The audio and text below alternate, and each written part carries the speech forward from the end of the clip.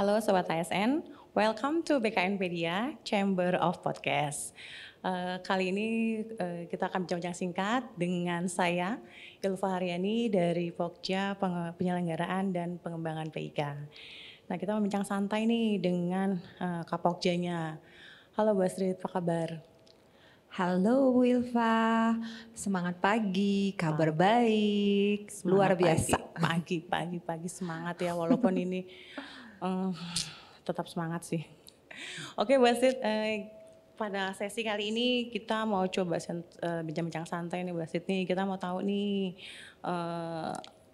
membahas topik yang mungkin menarik nih ya bagi Sobat ASN semuanya, yaitu kita akan membahas tentang PIK zaman now gitu. Nah, buat yang belum tahu nih bisa mungkin dijelaskan oleh Bu Astrid PIK itu apa sih gitu kan, dan bagi yang sudah tahu gitu kan ya, apakah PIK juga merupakan sekolah kedinasan atau bagaimana gitu. Nah, mungkin bisa dijelaskan Bu Astrid. Monggo silakan. Oke, ini mau tahu aja atau mau tahu banget? Mau tahu banget. Oke. Sebelum kita sampai ke PIK zaman now, tentunya kita punya PIK zaman old dong ya. Jadi ada versus PIK zaman old versus PIK zaman now.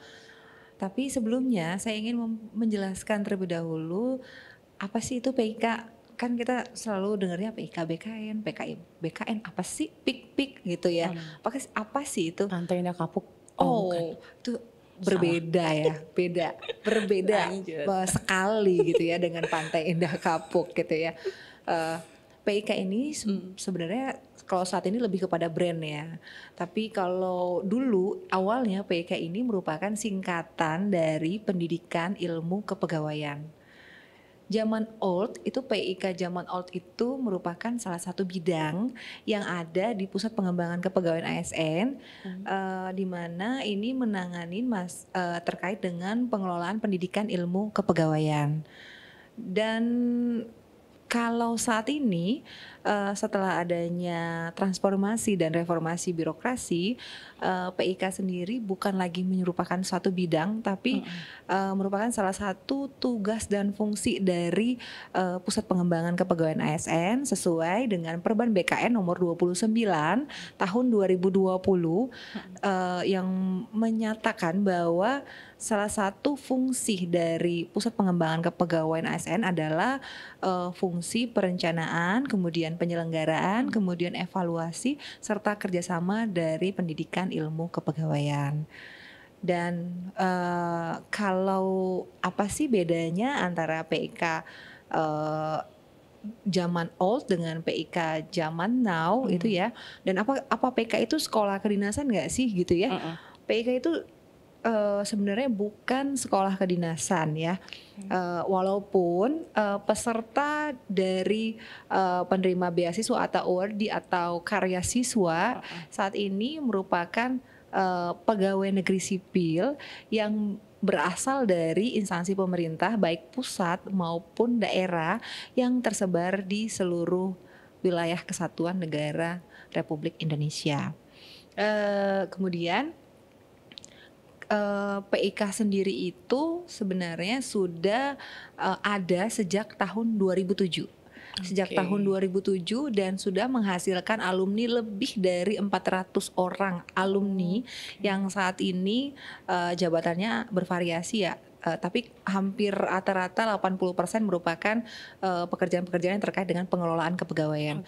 Ada yang level jabatan fungsional, ada yang struktural, sampai jabatan pimpinan tinggi juga ada. Jadi jabatan manajerial dan non manajerial seperti itu. Tadi kalau saya pikir kalau terkait sekolah kedinasan sudah terjawab ya, dan tadi PIK berarti bukan sekolah kedinasan bukan gitu ya? Sekolah kedinasan seperti itu. Jadi PIK zaman now itu yang membedakan adalah bahwa dia adalah brand gitu ya. Jadi kalau orang menyebutkan PIK itu adalah brand dari Pusbang PKSN gitu, atau bisa dibilang seperti itu? Itu merupakan brand pengelola beasiswa. Jadi kalau mungkin Bu Ilva pernah dengar beasiswa LPDP gitu Oh, ya. I see. Ya, Itu jadi benar-benar. kayak brandnya itu adalah LPDP-nya gitu loh. Kalau ini kita brandnya adalah PIK BKN. PIK-nya. Jadi Oke. beasiswa PIK BKN seperti itu. Jadi udah jelas ya kalau zaman dulu tuh zaman old itu PIK itu merupakan salah satu bidang, tapi kalau sekarang adalah PIK merupakan salah satu brand. Jadi itu yang membedakan antara PIK zaman old dan zaman now gitu ya. Hmm. Oke, nah terus Basit nih kita mau tanya-tanya lagi nih gitu kan ya, kita ngobrol-ngobrol santai. Perubahan, pasti ada perubahan dong dari zaman old ke zaman now gitu ya. Apa aja sih perubahannya? Selain pengurus-pengurusnya yang udah tua-tua, oh salah.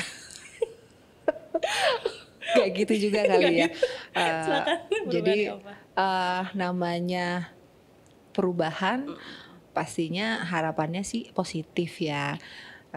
Dan kalau untuk zaman old, zaman dulu dengan zaman sekarang itu PIK itu sudah bertransformasi. Dari PIK yang dulu jenjang pendidikannya hanya level sarjana. Kalau sekarang sudah level sarjana dan pasca sarjana. Kemudian kalau zaman dulu jenjang, bukan selain jenjang itu ada jurusan. Jurusannya itu hanya satu jenis yaitu bidang kepegawaian. Kalau sekarang selain bidang kepegawaian, beasiswa pasca sarjana juga diberikan kepada jurusan manajemen SDM, hukum, informatika dan psikologi. Kemudian kalau zaman old dulu itu PIK hanya bekerja sama dengan satu mitra bisnis ya, mitra kerjasamanya yaitu Universitas Terbuka. Kalau sekarang itu ada beberapa kampus yang kerjasama selain dengan Universitas Terbuka, PIK sekarang juga bekerja sama dengan Universitas Negeri Jakarta, kemudian Universitas Telkom, kemudian juga dengan UNS, seperti itu. Oke, berarti yang zaman old itu hanya satu kita kerjasamanya dengan Universitas Terbuka gitu ya. Berarti belajarnya online dong, kan Universitas Terbuka? Atau gimana tuh? Oh, iya ini juga merupakan salah satu perbedaan untuk PIK zaman old dengan PIK zaman now ya. Oke. Kalau dulu tuh kan semua penyelenggaraannya itu dilakukan di Pusbang gitu ya. Semua kegiatannya seperti proses belajar mengajar, perkuliahan, kemudian pengajar, bahkan administrasi dan lainnya itu semua dilakukan di Pusbang. Tapi kalau zaman sekarang itu mereka melakukan proses belajar mengajar itu di universitas masing-masing gitu ya, universitas yang bekerja sama. Walaupun dalam khususnya untuk yang S1 itu walaupun ada juga proses perkuliahan yang dilakukan di luar dari kampus. Misalnya untuk praktek kerja itu nanti akan laboratoriumnya menggunakan Badan Kepegawaian Negara gitu, seperti itu. Oke, gitu. Oh, berarti apa namanya mahasiswanya itu yang untuk UT itu mereka tetap ada tatap muka gitu ya di Pusbang gitu ya. Nah, nanti kalau untuk jurusan-jurusan yang lain ya kerjasamanya dengan universitas lain, jadi mereka kuliah kayak kuliah anak kuliah pada umumnya gitu ya, mereka datang ke kampus gitu ya, jadi masih ada kongko dengan teman-teman gitu kan ya. Berarti nanti kalau 2NJ yang di Rawamangun itu gitu. Iya benar. Rawamangun, terus yang apa tadi TLU berarti yang di Bandung, nanti mahasiswanya ke Bandung gitu kan. Iya. Oh di sana. Terus mereka dapat cost living nggak? Atau ada uang-uang tambahan gitu? Oke. Untuk pembiayaan yang diberikan oleh penting nih soal duitnya penting soalnya ya. nih, iya, penting. Iya. Biasanya kalau biaya itu Pasti sensitif banyak yang dan ditanyain memang soalnya nanti gimana biayanya gitu. pasti menjadi satu hal yang urgent untuk disiapkan ya. Betul. Nah ini juga termasuk yang kami harus beritahukan sebelum mahasiswa mendaftar ya dan memutuskan untuk mengikuti program beasiswa ini, seperti itu ya. Jadi untuk beasiswa PIK ini khususnya yang S1 dan S2 itu kami hanya membiayai uang UKT ya, uang kuliah tunggal atau uang SPP atau tuition fee gitu ya. Yang berkaitan dengan perkuliahan seperti itu. Adapun biaya-biaya lainnya, biasanya kan kalau di program pembiayaan yang lainnya itu ada biaya seperti cost living gitu ya. Uang Kemudian buku gitu. iya uang buku, kemudian uang saku Ya, gitu ya. itu dia, betul. Itu tidak termasuk dari program pembiayaan yang kami berikan seperti itu. Karena sifatnya ini adalah cost sharing. Cost sharing artinya kalau instansi yang bersangkutan memberikan mungkin ada gitu ya, tapi kan kadang-kadang nggak semua gitu ya. Nah, udah deh kita lanjut yang lain aja deh, jangan bicara seperti itu. Oke, Mbak Astrid. Nah, selanjutnya nih Mbak Astrid nih, tadi kita sudah tahu gitu ya perbedaannya. Nah, sekarang kita mau tahu juga nih, cara daftarnya kayak gimana, susah nggak sih? Kayak LPDP gitu, ada tes-tes segala macam gitu kan. Nah, ini yang perlu juga nih gitu. Gimana Mbak Astrid? Cara daftar.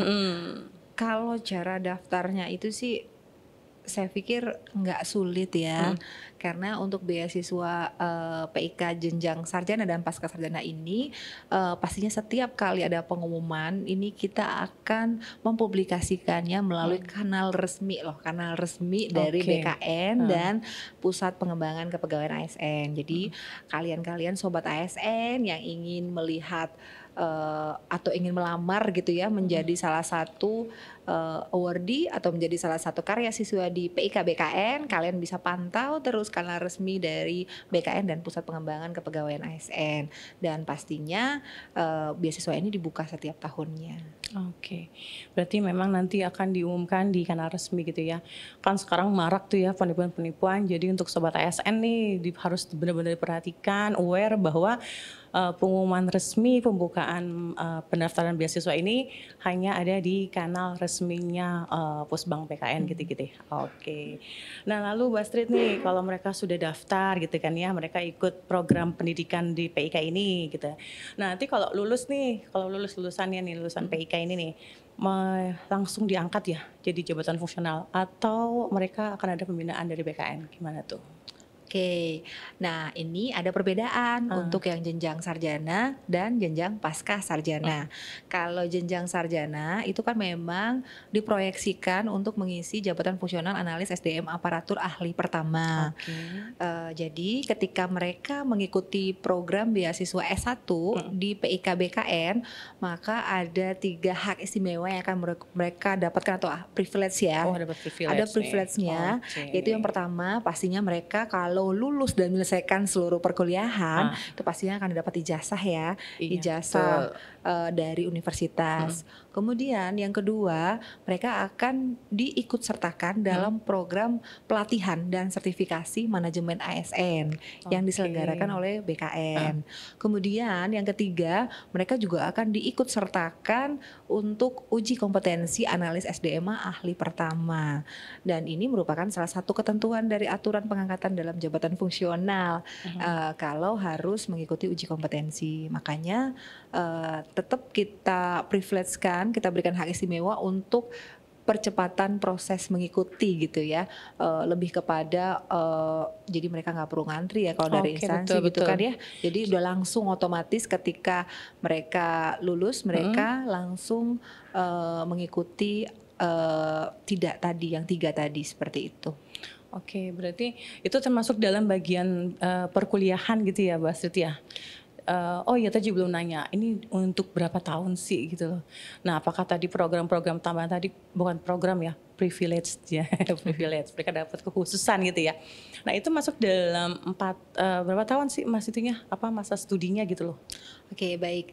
Ini juga merupakan salah satu keuntungan kalau kalian para sobat ASN itu memilih program beasiswa di PIK BKN. Di sini kami juga sudah bekerja sama dengan kampus untuk melakukan program RPL ya. Kalau sekarang rekognisi pembelajaran lampau. RPL. Jadi ini program RPL ini bisa mempercepat masa studi kalian seperti itu ya. Jadi kalau mahasiswa yang sudah pernah punya pengalaman kerja, terus atau sudah pernah berkuliah di tempat lain sebelumnya, tapi ternyata belum bisa menyelesaikan atau mungkin dia jenjangnya lebih rendah dari S1 ya, misalnya D3 gitu ya sebelumnya. Nah, itu nanti bisa mengikuti program RPL di beasiswa S1 dan S2 seperti itu. Jadinya nanti kalau secara normal reguler itu S1 itu 4 tahun, kami berikan beasiswanya 4 tahun. Tapi kalau kalian ternyata bisa mengikuti program RPL dan bisa lulus dalam waktu 3 tahun ya nggak masalah juga. Yang pasti kami menyediakan beasiswa itu untuk maksimal 4 tahun bagi S1 dan 2 tahun untuk pasca sarjana. Oke, seperti itu. Berarti tadi yang privilege tadi itu dalam jangka waktu 4 tahun untuk S1 gitu ya. Oke, siap Bu Astrid. Nah, lalu nih kapan nih pendaftarannya dibuka? Pasti sobat ASN ada yang udah tanya-tanya nih, nggak sabar nih untuk daftar nih. Kapan tuh pendaftaran dibuka? Pendaftaran sebenarnya untuk tahun 2024 kita baru selesai ya penerimaan mahasiswa baru untuk PIK jenjang sarjana itu baru selesai saja ya di bulan November akhir kemarin. Oh, baru kemarin berarti yang S1 nih. Yang S1. Itu kerjasama dengan UNJ. Oh, dengan UNJ. Oke. Bersama dengan UNJ. Tapi untuk yang S2 tahun ini kita merencanakan akan membuka 3 jenis untuk jurusannya. Ada manajemen SDM, kemudian ada informatika dan juga ada hukum gitu ya. Jadi ini nanti ditunggu dalam beberapa bulan ke depan. Pastinya akan ada tentunya tindak lanjut untuk ini yang pastinya nanti mungkin kalau untuk S2 ini kan karena dia sifatnya internal BKN, nanti akan ada pengumuman resmi dari Biro SDM BKN Biro SDM, seperti itu. Berarti nanti Biro SDM yang akan mengumumkan ke seluruh instansi kantor regional yang ada di BKN gitu ya. Karena memang ini unit lah. Seluruh unit yang ada di BKN. Berarti karena memang masih terbuka untuk internal gitu ya. Tadi nyebutin 3 jurusan. Itu bisa disebutkan jurusan ini dengan universitas mana gitu? Oke. Kita kerjasama tadi kan saya sudah jelaskan ya kalau kerjasamanya itu dengan beberapa universitas. Dan untuk tahun ini kita akan membuka jurusan Magister Manajemen itu dengan Universitas Negeri Jakarta, kemudian Magister Informatika itu dengan Universitas Telkom, dan Magister Hukum dengan UNS seperti itu.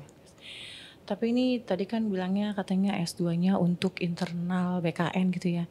Nah, sobat BKN yang mungkin udah selesai jenjang S1-nya gitu ingin lanjut gitu ya. Ada harapan gak sih untuk mereka tuh ikut dalam jenjang S2 ini gitu? Apakah nanti ada kesempatan dibuka secara luas untuk ASN seluruh Indonesia gitu? Oke. Gimana tuh? Bener sih. Sampai saat ini juga masih ada saja yang bertanya ya, apalagi terutama lulusan-lulusan alumni PIK sendiri yang sudah lulus S1 itu kan udah lulus nih, mana lanjut lagi gitu kan. Suka nanyain kapan untuk beasiswa S2-nya dibuka untuk kami gitu ya. Sobat ASN kan sekarang itu nggak ada yang nggak mungkin ya. Apapun bisa terjadi gitu ya. Kami dari Pokja Penyelenggarakan dan Pengembangan PIK selalu berusaha untuk mencari apa yang mengikuti perkembangan kebutuhan gitu ya. Jadi seiring dengan itu apabila nanti di kedepan hari memang dari pimpinan dan dari organisasi mau menyampaikan memang ini menjadi program diprioritaskan untuk dibuka secara umum atau eksternal, pastinya akan segera dibuka. Jadi nggak ada yang nggak mungkin. Jangan patah semangat, tetap menunggu gitu. Oke, berarti sabar dulu gitu ya. Jadi pokoknya terus stay tune aja di kanal resminya Pusbang gitu ya. Tetap juga akan ada informasinya di situ gitu deh. Oke, Bu Astrid, terima kasih banyak atas informasinya hari ini, ngobrol-ngobrol santainya gitu ya. Semoga ini juga bisa menjadi motivasi bagi sobat ASN di seluruh Indonesia untuk terus belajar, berkembang dan sabar untuk nunggu S2-nya. Oke, baik. Terima kasih Bu Astrid. Sama-sama. Sampai jumpa sobat ASN di PKNpedia Chamber of Podcast berikutnya. Salam.